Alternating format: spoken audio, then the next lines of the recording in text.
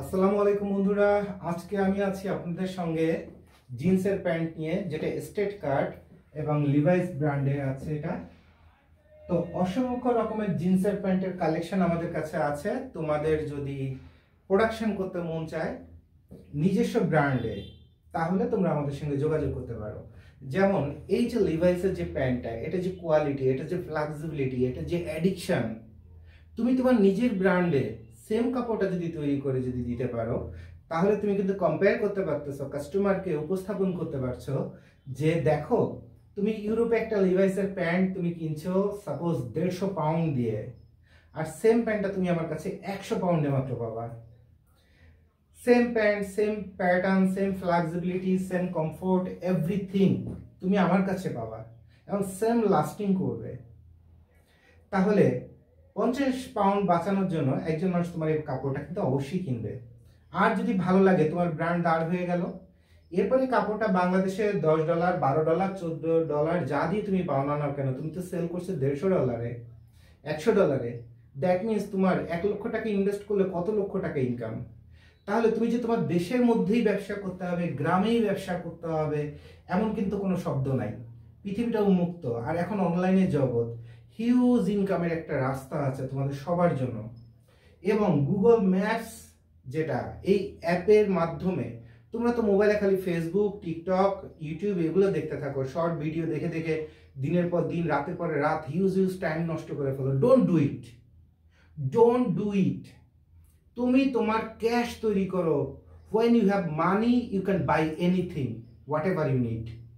So তোমাকে যেটা করতে হবে, তুমি গুগল ম্যাপসের মধ্যে যে দেখবা অসংখ্য বায়ার আছে। কিভাবে? ক্লথ তুমি লিখে দাও Spain, cloth Canada, cloth Australia, cloth New Zealand, এরপর দেখো অসংখ্য কন্ট্যাক্ট নাম্বার পেয়ে যাবা বায়ারদের।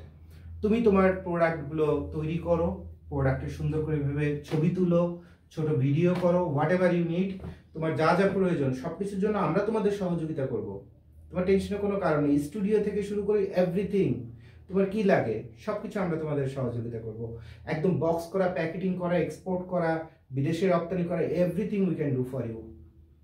তাহলে কি হচ্ছে, তুমি এক জায়গাতেই non stop all in one service পেয়ে যাচ্ছ। আর সেই ক্ষেত্রে তুমি বিদেশে রাস্তাঘাট চিনো না, তুমি গুগল ম্যাপসের মাধ্যমে বায়ার খুঁজে পেতে পারো। অথবা তুমি যদি দেশের বাইরেও যদি থেকে থাকো, তাহলে তুমি ওখানে কিভাবে মাল বিক্রি করবা, ওখানে অসংখ্য সেলস এজেন্ট আছে, অনলাইনে খুঁজে সার্চ করে দেখবা। ওই সেলস এজেন্টদের বলবা আমার এই প্যান্টটা আমি তোমাকে $80 দিব, তুমি $100 আর সামথিং এ তুমি বিক্রি করো, but target you have to find out the rich people, royal society to promote my brand.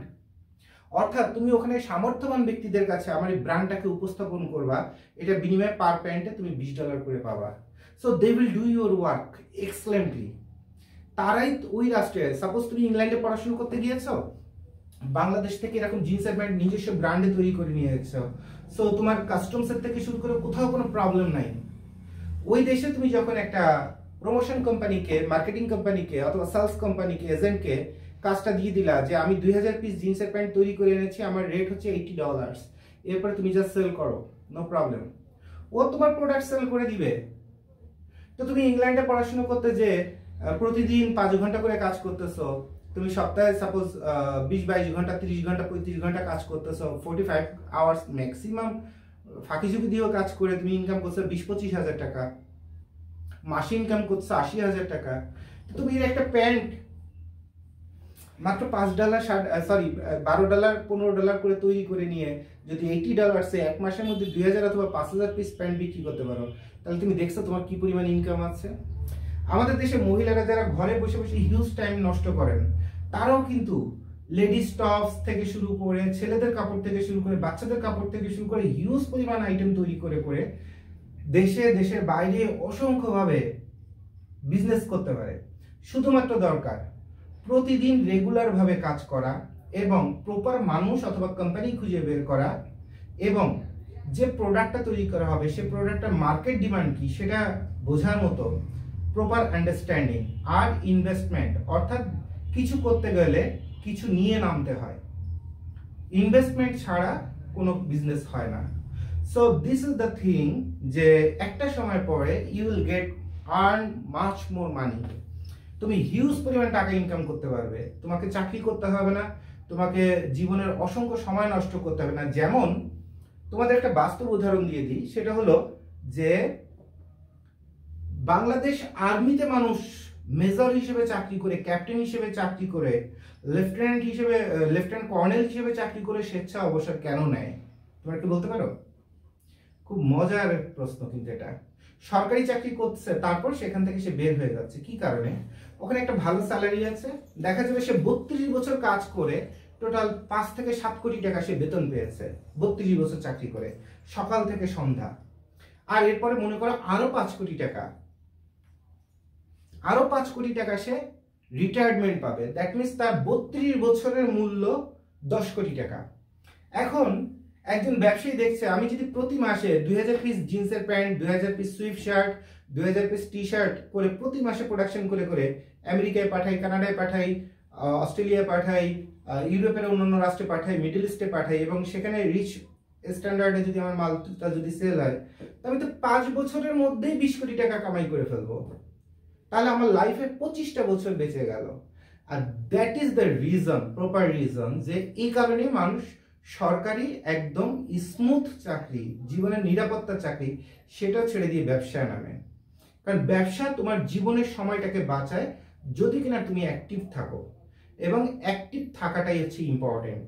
আর এরপরে আজকের এই যে ভিডিও দেখছো, এরপরে যার মনে হবে ঠিক আছে তাহলে আমি 2-1 মধ্যে সময় বের করে তারপরে দেখি আমি চিন্তা ভাবনা করব, অর্থাৎ তাকে দিয়ে আর কখনো ব্যবসা হবে না। You have to do it right now. Right now.